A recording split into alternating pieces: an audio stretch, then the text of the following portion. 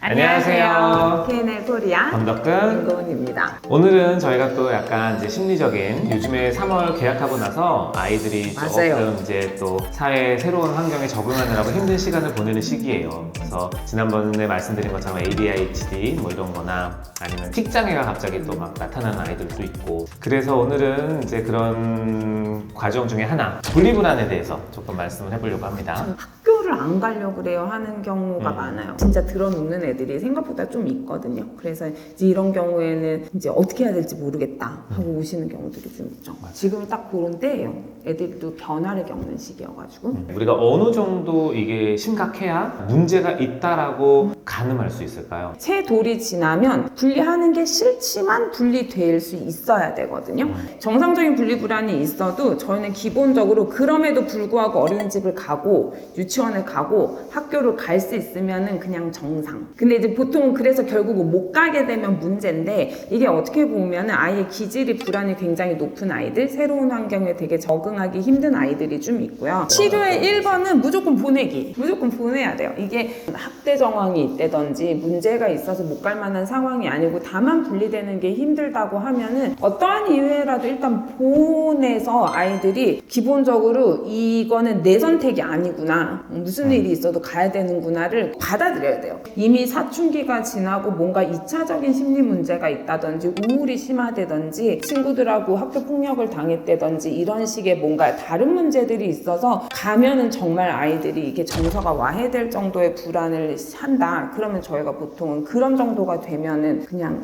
쉬라고 얘기를 하죠. 차라리 뭐 검정고시를 준비하든지 이렇게 하자고 얘기를 하지만, 흔히 부모님들이 초등 저학년 때까지 겪는 분리불안은 일단은 아이의 불안은 인정해주고 무조건 보내는 게 원칙이에요. 불안에 대한 치료는 이런 점차적인 노출. 불안이 높은 아이들의 특징이 내가 예측되지 않는 상황에 놓이는 걸 제일 싫어하거든요. 그러면은 부모님이 이제 구조화를 해서 가방을 메고 무조건 나가는 게 1번. 그게 이제 일주일이 되면 다음 주에는 유치원 문 앞까지 갈 거야. 그 다음에 선생님하고 하이파이브 한번 하고 올 거야. 그 다음에는 들어가서 이게 1시간 놀고 엄마 밖에서 기다릴 테니까 나올 거야. 이런 식으로 노출하는 과정에서 어떤 아이들 그냥 후루룩 가지는 경우들이 있죠. 맞아요. 그런 거에 이제 또 어머니들이 처음에 애들 기관에 보내면 마음이 아파가지고 내가 이걸 뭐 하려고 이러면서 데리고 오시는데, 세돌이 안 된 애들은 집에 있어도 사실 상관이 없어요. 세돌까지는 어린이집이나 이런 데가 보육해주는 데지 교육이 중요한 때가 아니기 때문에. 근데 세돌부터는 어떻게든 이제 사회화 되는 거를 학습해야 되기 때문에 그렇게 밖에서 엄마가 기다리고 쳐다보더라도 그 공간에 있을 수 있어야 되고,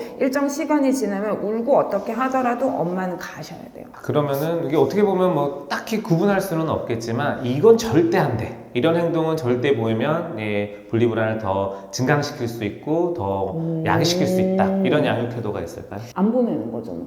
그리고 그런 게 있어요. 이제 애들이 극도로 불안이 높고 하면은 이제 막 울다가 막 토해요. 토하거나 정말 들어눕고 때리고 난리를 치거든요. 그러면 이제 어머니들 입장에서는 민폐 끼치기 싫어서 그러면 데리고 오세요. 그럼 아이들은 토하면 되는구나, 이것만 학습이 돼요. 그러면은 기본으로 이제 그거를 깔고 시작하게 되고, 항상 그게 회피 반응이 돼요. 그래서 불안을 회피하는 반응을 없애야 돼요. 그러려면은 아이가 어떤 행동을 보이더라도 유치원 선생님, 학교 선생님한테 양해를 구하더라도 들여보내야 돼요. 그래서 아이가 회피 행동을 할 때 절대로 그거에 부모님이 응해주시면 안 돼요. 휘둘리면 안 되고. 그게 사실 제일 중요하죠. 이미 부모님하고 이런 트레이닝이 잘 된 애들은 갈수록 좋아지는 게 많은데, 엄마하고 그런 꼭 분리의 이슈가 아니더라도 뭔가 힘들었던 거를 엄마 아빠랑 같이 합의해가지고 성공적으로 해낸 경험이 없는 아이들 같은 경우에는 갈수록 증폭되는 경우가 있어요. 특히 아이는 불안해 무서워하고 있는데 이제 부모님이 너무 이성적으로 설명해 주시는 경우에는 애들이 더 힘들어져요. 애들도 알거든요.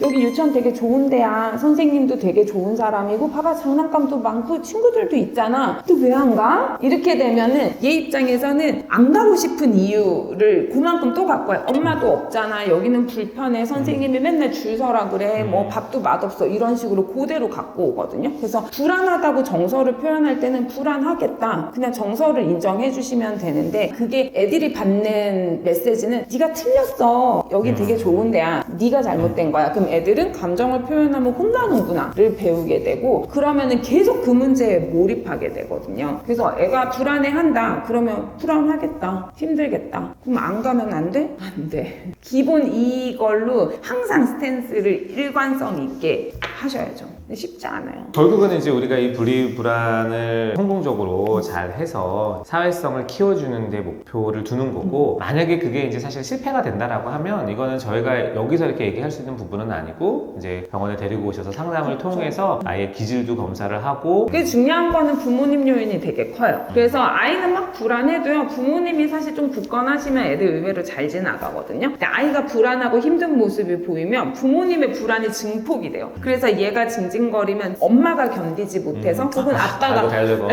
그 상황을 견디지 못해서 엄청 화를 내서 혼을 내거나 아니면 오히려 이제 같이 불안해하다가 이렇게 끌려가시거나 이렇게 되기 때문에 불안 요인이 높은 아이들을 저희가 뭐 검사를 하거나 할 때에는 사실 부모님도 심리 검사를 간단하게라도 하는 거를 좀 권하고요. 그래서 뭔가 원인이 있는 불안이다 그러면 이제 놀이 치료도 하고 심리 치료도 하고 플러스 부모님이 갖고 있는 불안의 원인은 뭘까 이런 거에 대한 심리 치료도 보통은 하죠. 그래서 결국 정상적인 사회범죄에 적응해야죠. 적응해서 잘 지낼 수 있게 하는 게 이제 목표니까 혹시라도 어린이집이나 뭐 학교 가는데 등교하는데 너무 이제 힘들어하고 있는 아이들이 있다면 너무 무시하지 마시고 맞아요. 이제 한번 상황을 동의해 주시고 잘 이해해 주시고 그래도 안 되면 병원에서 한번 기질 검사나 이런 걸 한번 통해서 상담을 받아보시는 걸 권장드립니다. 저는 오히려 아이들이 어렸을 때 초등학교 저학년 보통 어쨌든 성격이 확실하게 고착이 되기 전에 이런 문제가 생기는 게 되게 좋은 기회라고 부모님들한테 말씀을 드리거든요. 이런 거를 부모님하고 좀 힘들지만 같이 잘 겪어본 아이들은 나중에 이런 불안이 높은 사람은 어른이 돼도 똑같이 불안하거든요. 그럼 내가 진짜 원하는 대학을 가고 진짜 원하는 직장을 가도 처음엔 항상 힘들단 말이에요. 그래도 어렸을 때 나 그때 처음에 힘들었는데 시간 지나니까 좋아졌지. 이게 자기 경험으로 많이 쌓여 있어야 어른이 돼서 새로운 상황에 이렇게 불안이 할 때도 시간 지나면 좋아지겠지. 이게 자기 경험치가 되면 어른이 돼서도 잘 지나가거든요. 그리고 또 불안이 높은 사람들의 특징이 기본적으로 좀 완벽주의 성향이 있고 그 다음에 적응하고 나면 유지는 또 누구보다 잘하거든요. 그게 꼭 단점만 있는 거는 아니어서 오히려 초등학교 저학년 때 이런 식의 문제를 겪으시는 경우에는 되게 성장할 수 있는 좋은 기회라고 보통은 말씀을 드려요. 오늘은 저희가 그래서 이제 불안으로 좀 시작을 했다가 결국은 불안장애까지 좀 불안장애 한 범주니까까지 이제 진행이 되긴 했는데 이거는 진짜 하면 할수록 더 막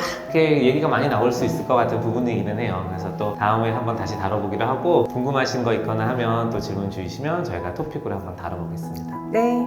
네, 여기까지 하겠습니다. 감사합니다. 안녕히 계세요.